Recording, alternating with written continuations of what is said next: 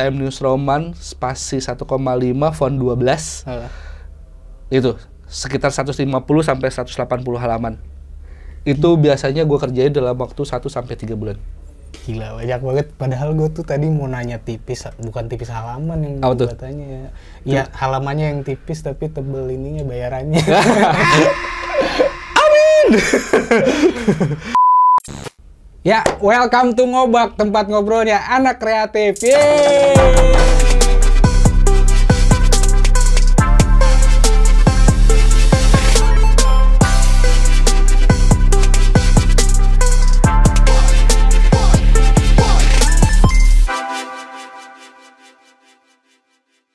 Halo guys, balik lagi bersama gue Zenal sebagai host magang yang entah sampai kapan mau magang. Di Ngobak ini kita bakalan ngobrolin seputar dunia kreatif bersama orang-orang kreatif di bidangnya. Di episode pertama gue udah kedatangan salah satu editor, namanya Mas Edi. Nah, di episode kedua gue udah kedatangan Mas Arbo sebagai yang berprofesi sebagai motion grapher sekaligus freelancer. Nah, di episode ketiga ini gue udah kedatangan salah satu narasumber. Dia seorang ghostwriter sebetulnya.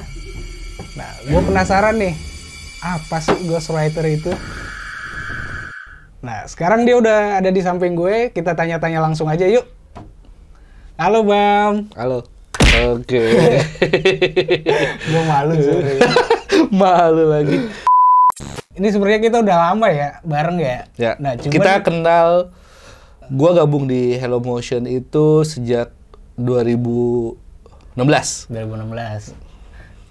Nah, sebenarnya gue juga tahu sih dia seorang penulis. Cuman gue pengen tahu lebih banyak lagi, apa sih itu ghostwriter, seorang penulis itu? Oke, ghostwriter itu apa ya gitu, ibaratnya gitu ya. Dulu juga sebetulnya gue nggak tahu tuh apa ghostwriter. Jadi kalau ditanya sejarahnya, itu tuh tahun 2013 waktu itu gue singkat cerita gue ngirim novel teen lead gitulah, novel-novel anak muda yang zaman SMA cinta-cintaan gitu ke sebuah penerbit mayor di Indonesia. Tapi terus kemudian ternyata si editornya tuh suka sama gue. Nah, memang sebetulnya kebetulan ada temen gue yang kerja di sana, jadi dia nginfoin kalau misalnya ternyata skrip yang gue kirim itu apa ya, maksudnya dilirik gitu sama editornya, dia ngasih tahu gitu. Tapi terus berapa bulan, 1-2 bulan berjalan, ternyata si skrip tema yang gua tulis itu ternyata memang udah nggak ngebum. Jadi ternyata dalam dunia penulisan itu ternyata memang bisa gini, di bulan sekarang sampai berapa bulan ke depan itu lagi lagi ngebum dunia temanya tuh thriller. Atau temanya Korea-Koreaan atau K-pop dalam dunia tulisan. Nah, itu tuh penerbitan tuh gencar tuh ngeluarin kayak gituan. Nah, terus ternyata si tema yang gue bikin itu tuh udah basi gitu. Tapi karena kebetulan si editornya suka sama style tulisan gue, akhirnya dia ngontek gue buat, mau gak jadi ghostwriter? Gue bilang gitu kan. Gue bilang, anjir ghostwriter apaan? Gue bilang gitu kan. Nah, setelah gue selidik-selidik, ternyata ghostwriter itu adalah orang yang bantuin orang lain untuk nulis ceritanya menjadi sebuah buku gitu.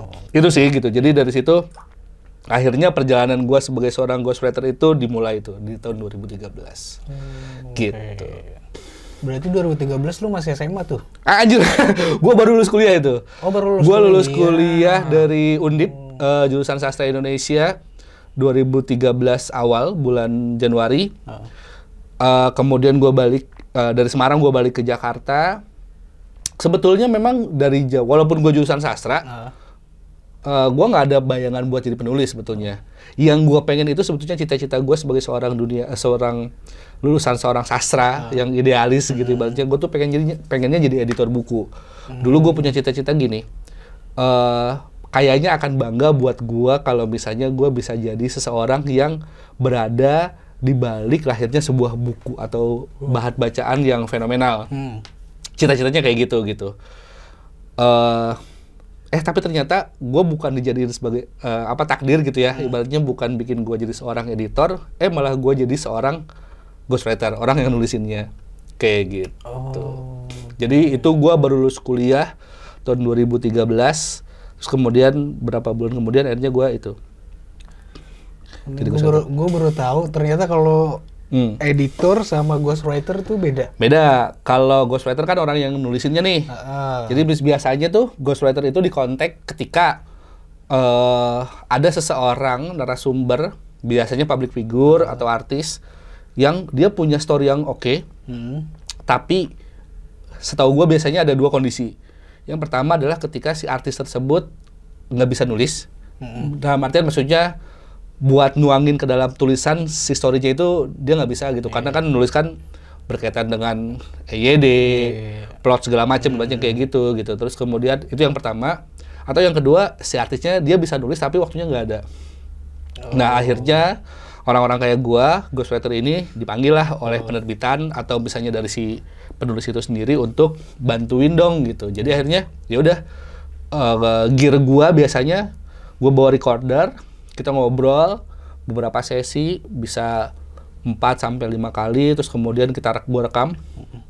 Dari situ nanti gua transkrip dari hasil rekaman itu ke dalam bentuk tulisan kasar, lalu gua susun, lalu gua kirim lagi ke si penulisnya dulu. Penulis sama penerbit ya betul. Buat dicek tuh misalnya susunan bukunya kayak gini gitu, pesannya kayak gini, kerangkanya kayak gini, stilistikanya atau gaya penulisannya kayak gini, kayak gitu. Gue kan taunya lo nulis tuh bukunya Pak Bos juga tuh. Betul, yang Hello Motion Couple Goals. Couple Goals itu, nah ini nih, yang nulis dia nih. Bantu menyusun. Nah, gue tahu nih, yang ngerjainnya tiap malam di atas tangga sendirian sambil ngetik nih. Betul. Begadang. Nah itu buku keberapa lu? Itu buku ketiga atau keempat gitu. Oh, ketiga atau keempat. Emang lu udah ngeluarin beberapa buku, Bang? Total sampai sekarang gue udah bantu susun sekitar 10 sampai 12 atau 13 judul buku sih. Jadi dalam 1 tahun biasanya gue bantu susun antara 1 sampai 3 atau 4 buku dari penerbitan. Gitu. Banyak banget, guys. Sedikit tapi guys. Apa ya? Ya banyak sedikit ya gitu. Maksudnya sedikit ininya ya apa? Isinya.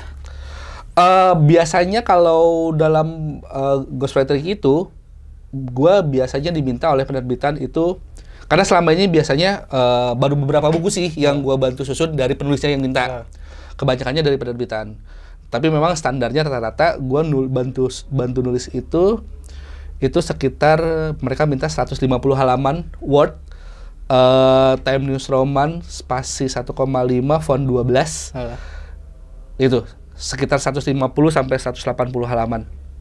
Itu biasanya gue kerjain dalam waktu 1 sampai 3 bulan. Gila, banyak banget. Padahal gue tuh tadi mau nanya tipis, bukan tipis halaman yang gue tanya. Ya, halamannya yang tipis tapi tebel ininya bayarannya. Amin! Kalau buku itu ada ininya nggak sih? Tema-temanya udah ada pasti tuh. Ya. Kategori-kategorinya tuh. Ada. Kalau yang Hello Motion Couple Goals itu masuknya kategori apa tuh? Kan ada fiksi, ada apa tuh? Rata-rata yang gua tulis jatuhnya kayak biografi. Biografi ya? Jatuhnya kayak biografi. Jadi buku pertama yang gua tulis itu adalah buku waktu itu rame, ada boy band anak-anak namanya CGR. Super Junior. Cowboy Junior. Cowboy Junior. Tapi tanpa Bastian ya. Bastiannya udah nggak ada sih, jadi CGR. Nah itu proyek pertama yang gua kerjain, dimana gua bantu susun. Yaudah gua ketemu tuh sama Iqbal, waktu itu masih SD.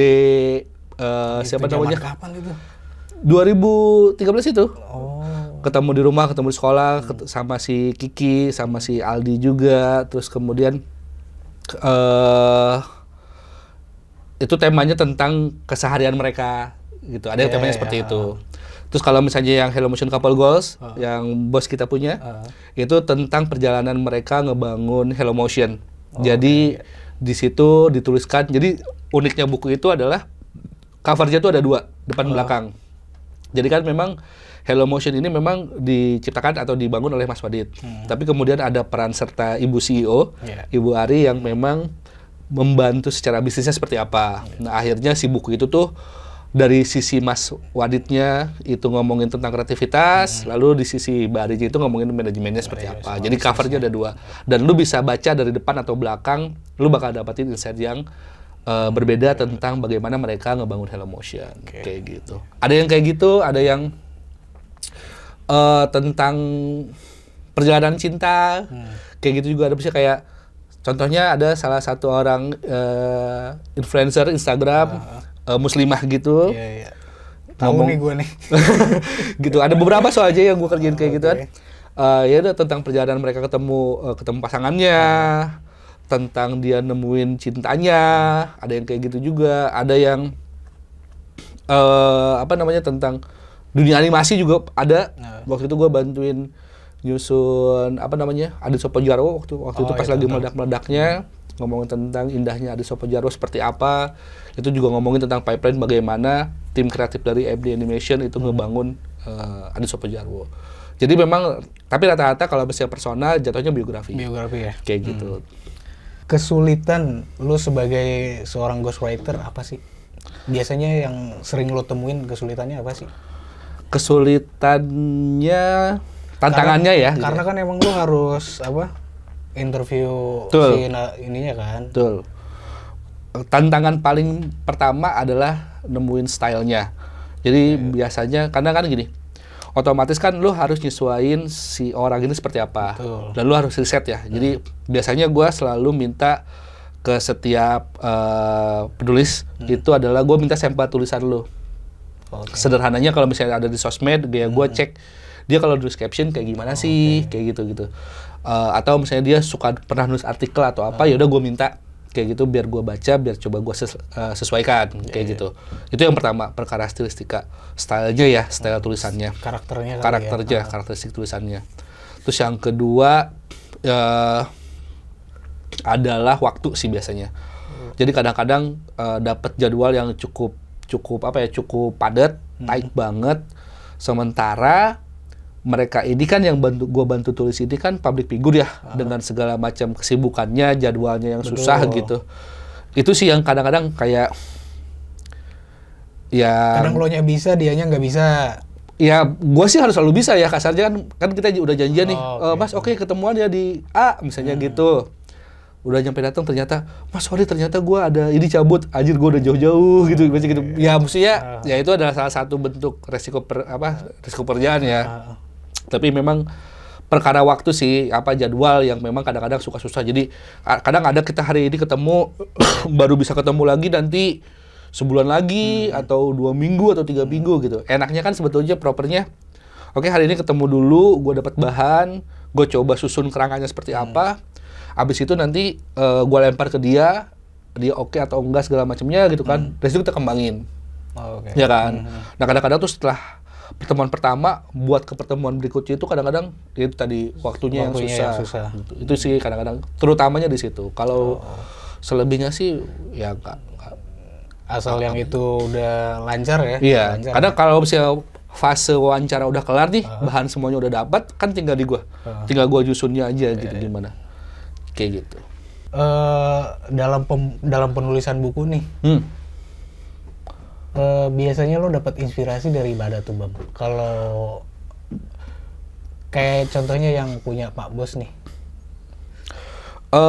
Biasanya memang dari awal ketika pasti lo butuh inspirasi kan. Betul. Buat nyusunnya mau kayak gimana gitu. Kayak gimana kan? Iya, biasanya memang dari awal ketika si buku itu akan disusun, dari pihak penerbitan atau editor yang nge-handle gue itu udah ngasih kayak reference. Oh, nih referensinya kayak gini nih. Misalnya gitu kayak, lu bisa susun model bukunya seperti ini gitu. Tapi sebagai looks-nya atau sebagai tone tulisannya ya, kayak gitu. Itu tadi, dari buku sendiri, biasanya gue dapat inspirasi dari film, dari kartun, karena gue suka manga, gue suka nonton kartun. Akhirnya kadang-kadang gue nemu banyak pola penceritaan yang mungkin akhirnya gue coba adopsikan kayak gitu dari film-film, atau ya dari keseharian. kadang-kadang apa ya, ketemu sama orang-orang akhirnya nemuin kayak oh enaknya digini ini nulisnya atau apanya kayak gitu. Jadi inspirasi sih bisa dari mana aja. Kayak gitu. Dari sekian banyak buku yang pernah lo tulis, Bam, 13 tadi ya? Kurang lebih gue 13. lupa pasnya berapa, sekitar 10 sampai 13-an kayaknya. Ada nggak yang bikin masterpiece nih? Pasti ada dong. Gue lupa kutipannya siapa pernah bilang. Bukan karena lo nulisin buat seseorang yang emang dia terkenal. Enggak, karya lo aja nih. Lo bangga sama sama tulisan lo yang ini nih. Kalau ya gue lupa siapa yang pernah ngomong, tapi dia bilang karya terbaik saya adalah karya yang akan saya buat. Jadi kalau gue dibilang masterpiece atau enggak, buat gue sih semuanya ibaratnya gini ya. Ibaratnya gue tuh kayak minjemin rahim gitu loh. Semuanya ini nih anak-anak gue. Gitu. Kalau misalnya ngomongin istilahnya yang punya spermanya nih para penulis tersebut gitu. Gua nih cuman nabung nyewain rahim buat mereka, buat bantu ngolah si tulisan ini sampai akhirnya jadi sebuah anak dan akhirnya gua keluarin. Kita keluarkan sama-sama gitu. Buat gua semuanya sama. Sampai saat ini sih, kenapa gua bilang nggak ada masterpiece. Tadi ada satu orang yang nulis pernah bilang kalau misalnya karya terbaik saya adalah karya yang akan saya buat berikutnya gitu. Jadi gue pikir semuanya sama, semuanya gue kerjakan dengan sepenuh hati. Ada yang bikin sambil ketawa-ketawa, sambil nangis.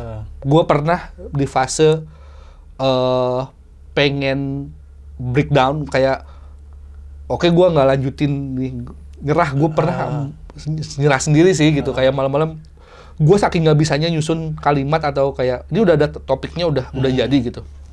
Tapi terus gue nggak bisa tulisin itu gitu. Nangis gue jerit-jerit di kamar sendirian, gue nangis saking anjir ini gimana sih gitu. Gue nyusunnya tuh gimana sih gitu. Gue pernah sampai dalam fase tersebut gitu. Enggak, lo nyusunnya nggak bisa apa karena nih si ceritanya yang bikin lo sedih apa gimana? Enggak, gue yang nyusunnya gue nggak puas-puas gitu loh. Maksudnya kayak kan gue kan berangkat dari rekaman suaranya kan, dia ngomongin satu topik gitu, terus rasa, karena gimana ya, buat gue kata-kata itu punya rasa gitu. Kata-kata itu ketika lu susun dengan baik, dengan tepat dan lu kasih jiwa di dalamnya, itu tuh orang tuh bakal ngerasain itu. Nah, gue pernah di fase itu tersebut gitu. Jadi ketika gue coba tulis, gue baca ulang, kok nggak enak gitu. Terus ini gimana sih nyusunnya gitu. Itu kayak gitu. Itu dalam hampir setiap buku, nggak semuanya. Tapi ya hal-hal tersebut gue alamin gitu. Gue ketawa-ketawa sendiri, gue stres sendiri, gue nyerah. Gila gue nggak bisa ini, apa gue nyerah aja atau apa segala macam. Ya mungkin itu istilahnya writer block ya. Dalam dunia tulisan itu ada namanya writer block. Jadi kayak lu nemuin deadlock di mana lu nggak bisa nyusun itu gitu. Terus akhirnya gue cabut, gue tinggalin dulu, ngapain dulu, apa jalan-jalan kah atau apa segala macam, terus balik lagi akhirnya ketemu gitu. Kayak gitu. Berarti itu tandanya lu kurang healing. Betul. Kurang ngopi berarti. Betul, bayarannya kopinya kali. Itu bahkan emang yang utama. Betul. Lo berarti berhubungannya sama penerbitan. Awalnya pasti sama penerbitan biasanya. Sama penerbit, sama ininya juga kan, kliennya juga. Ya, sama penulisnya orangnya. Nah, biasanya lo dapet info nggak sih kan kalau di toko-toko buku nih, bestseller. Oh iya. Berapa kali cetak, kayak gitu. Nah, biasanya lo dapet nggak sih info? Dan buku apa yang menurut lo paling bestseller lah? Oke. Kalau dibilang dapat info atau enggak sih, kadang suka dapat, kadang enggak. Kadang memang bisa dibilang tugas gue selesai di penulisan itu ya. Ketika sudah selesai, itu udah ranahnya penerbitan sama si kliennya. Tapi kadang-kadang gue suka dapat info sih, kayak report gitu ya, report dari editor, oh ternyata buku yang kemarin salesnya gitu. Nah, dari yang semua pernah gue tulis itu, salah satu yang katanya paling bagus adalah yang CGR itu yang pertama gue tulis. Oh, iya. Itu mungkin karena faktor Comet ya. Comet itu fansnya CGR pada saat itu banyak banget, katanya sampai berapa 8 apa 9 kali cetak ulang. Terus juga sempat masuk kayak nominasi buku tahun itulah atau apa, gak ngerti gue gitu. Itu yang paling pertama gitu. Jadi terkait report dan segala macamnya, karena memang sistemnya beli putus dari awal, gua batu susun selesai, abis itu udah nggak ada lebih lanjut lagi. Iya, soalnya kalau gua perhati ini di sosial medianya dia kayak kurang apa ya, nggak bangga gitu sama hasil karyanya dia gitu. Siapa gua? Lu? Gua nggak lihat kayaknya deh. Mau ngapain? Kan? Maksudnya gimana orang, lu sebenarnya serius gak sih jadi ghostwriter sih? Serius. Gue bahkan sampai sekarang. Sampai sekarang masih? Gue sampai sekarang, awal tahun kemarin gue ngerjain satu buku juga. Gue bahkan selalu bilang ke dalam diri gue gitu, kayak gue nemuin banyak kesenangan dalam dunia penulisan gitu. Either sekarang gue kan kerja di Hello Motion sebagai bagian dari Van Cican. Kadang-kadang gue selalu merasa bahwa kerjaan utama gue tuh yang mana tuh gue nggak tahu. Gitu, serius gitu. Walaupun si project penulisan ini datangnya mungkin setahun sekali atau apa gitu. Tapi buat gue nemuin banyak soul, banyak kesenangan, banyak hal yang menarik di situ tuh ketika gue nulis gitu. Bukan berarti yang di Van Cican gak gitu ya. Gue nemuin fun-nya juga ternyata gitu. Banyak hal yang hal-hal baru yang gue temukan dalam dunia IP dan lain-lain gitu. Tapi sampai saat itu gue bilang, ditanya, kerjaan lu daily-nya seperti ini di Van Cican, di Hello Motion, terus sampingan lu ghostwriter. Enggak juga. Gua nggak mau itu bilang sampingan sih. Gue bilang ya itu tuh kerjaan gua gitu. Gitu. Nah, dan perkara sosial media dulu nih. Perkara sosial media karena mungkin gua orangnya nggak gimana ya, nggak suka posting kali ya. Jadi ya udah gitu, maksudnya biasanya gue suka posting kok ketika awal bukunya terbit, dari penerbitan ngepost tuh telah terbit bla bla bla segala macam atau PO, ya gue pasti repost, alhamdulillah akhirnya keluar atau apa. Nah ini ya udah gitu aja gitu. Tapi gue nggak ngepost menulis nggak kayak gitu juga, nggak. Maksudnya karena gue nggak ada hak di situ juga sebetulnya. Gitu. Biasanya kan orang brandingin dirinya tuh buat apa? Ini gua seorang penulis loh. Maksud gua kan sosial media itu biasanya dimanfaatin buat brandingin dirinya sebagai apa tuh. Nah, kenapa lo nggak ngelakuin kayak gitu? Di Twitter nggak ada, di Instagram nggak ada. Nah itu gimana caranya orang tahu kalau lo ghostwriter?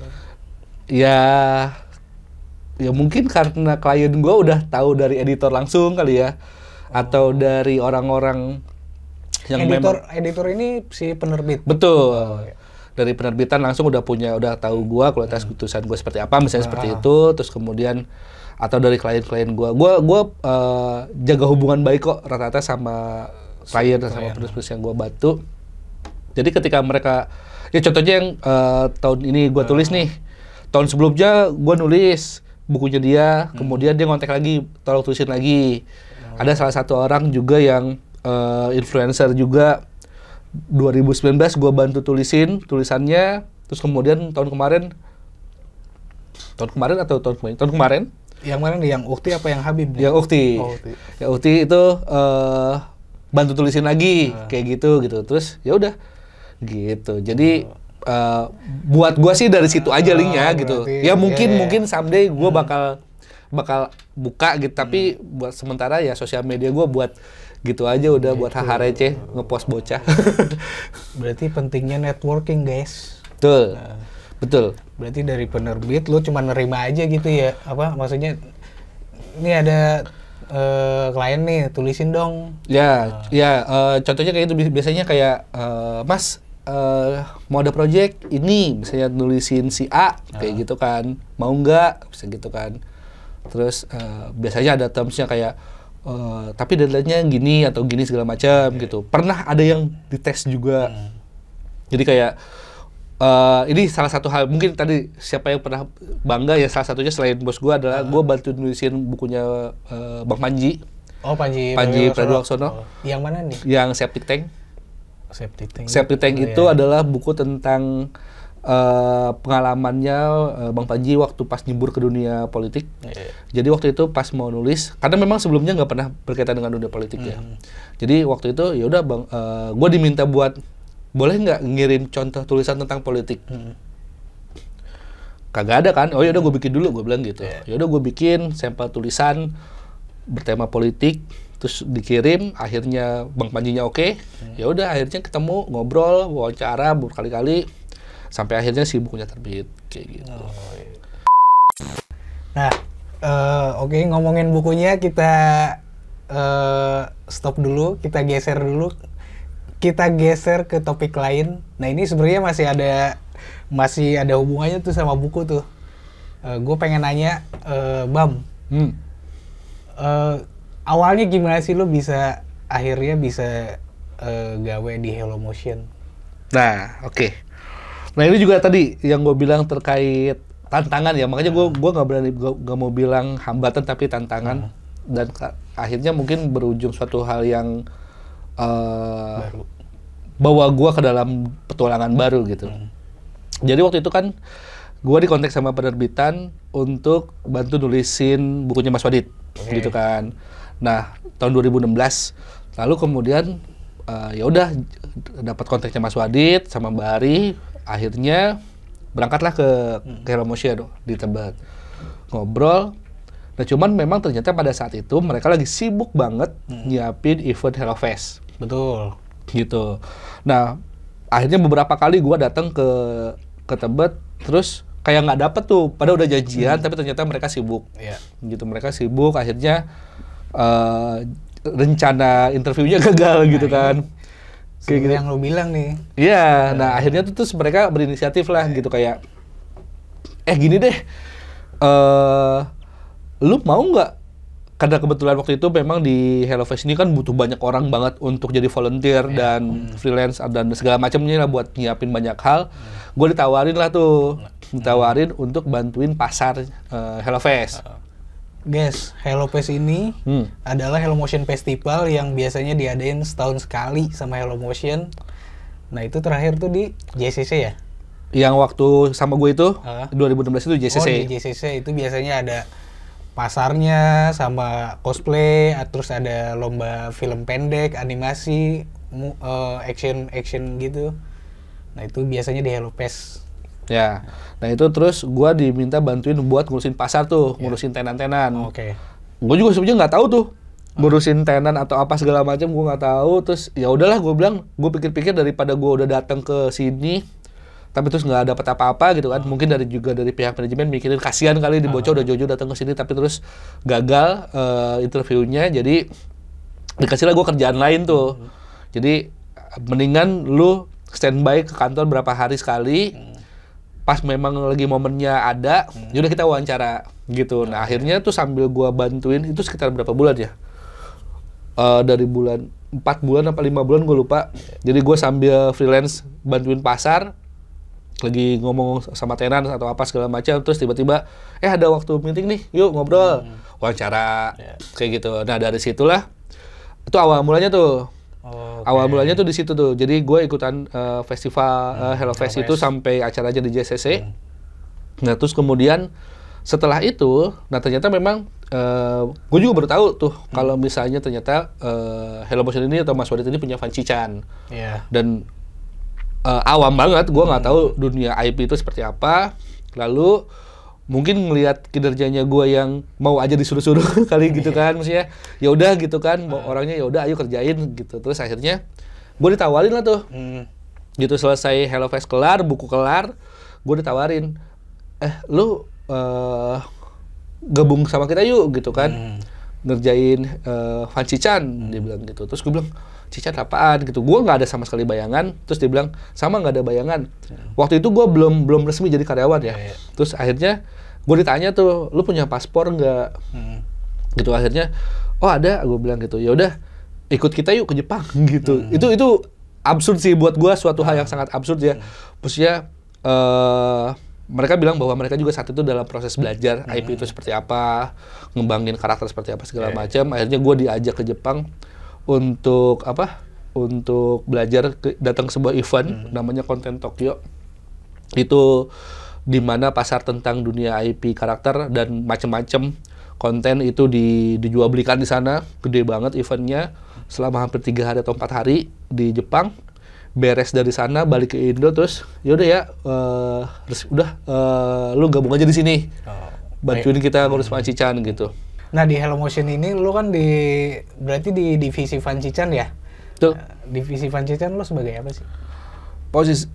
Posisi gua sekarang di Fancichan itu sebagai manajernya Fancichan.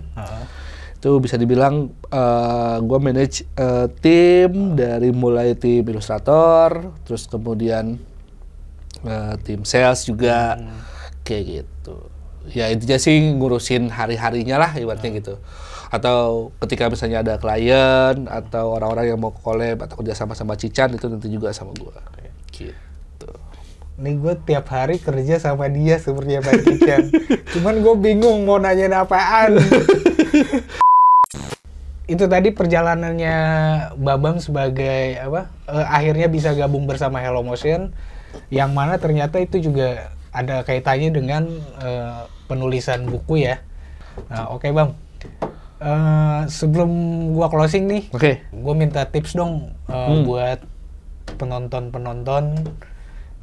sebagai ghostwriter itu. Ya, oke. Siapa tahu yang lagi ada penonton kita yang pengen terjun di dunia ghostwriter, dia pengen dia lagi struggle atau apa gitu, cara nge-survive-nya kayak gimana gitu, tips-tipsnya. Oke, yang pertama sih menurut gua adalah lu harus banyak latihan ya, lu harus banyak latihan nulis, bikin kalimat, bikin cerita, bikin segala macamnya dalam bentuk tulisan, yang nantinya itu bakal jadi modal paling dasar karena ya lu harus nulis dengan benar.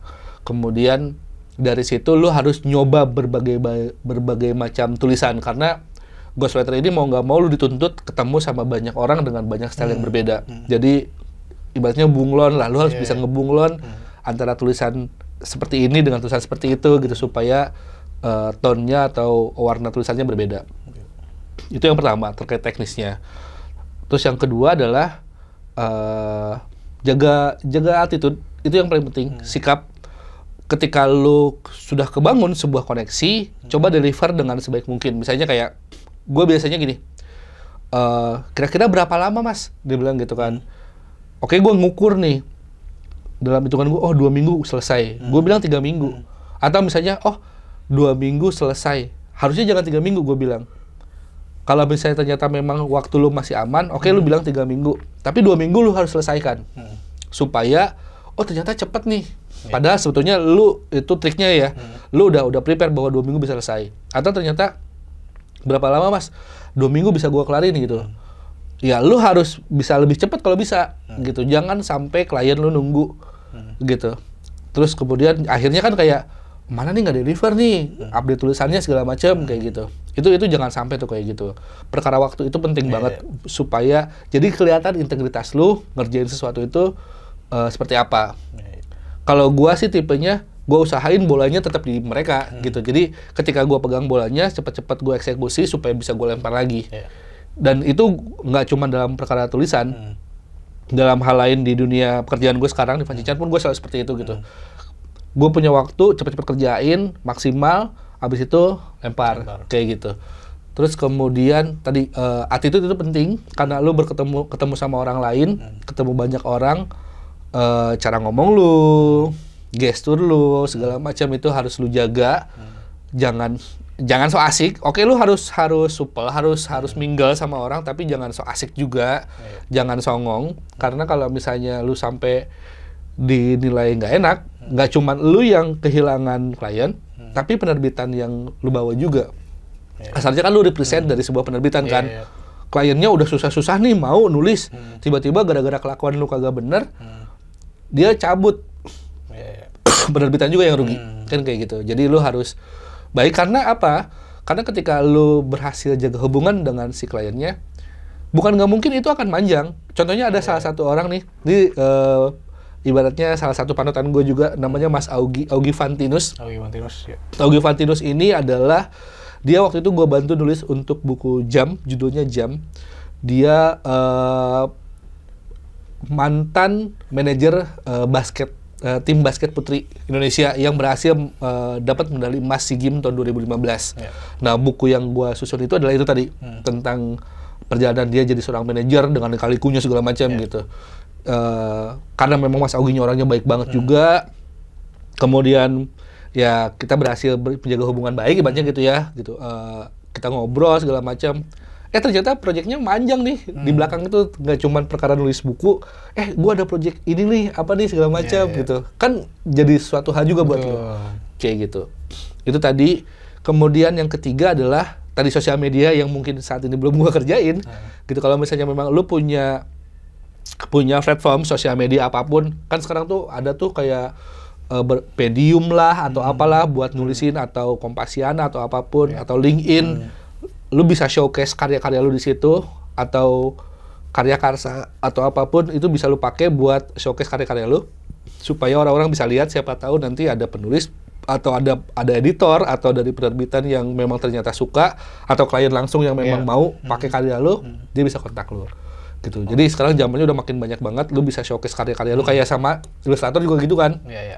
Di IG lu posting gambar-gambar lu supaya orang-orang suka, akhirnya kan mereka kontak mau nggak lu gambarin gitu kan. Sama tulisan juga sama. Lu bisa ke blogspot lu atau apa gitu. Kayak gitu. Banyak lah medium buat lu bisa promoin karya lu gitu ya. Betul. Itu sih tips-tipsnya. Terus kemudian apa lagi ya? Udah. Sama satu lagi mungkin kerjainnya pakai hati, enjoy, terus ya udah dinikmatin aja, gitu. Ini gue dapet banyak insight banget nih dengan obrolan di episode ini. Asik. Oke. Gue bertahun-tahun sama dia, tapi gue baru tahu nih banyak hal-hal baru yang akhirnya gue tahu dari dia. Oke guys, jadi itu obrolan gue sama Babam terkait dunia apa? Ghostwriter. Dan thank you Bang udah hadir di episode ketiga Ngobak. Oke. Tempat ngobrolnya anak kreatif. Ya udah, oke guys, thank you. Dah.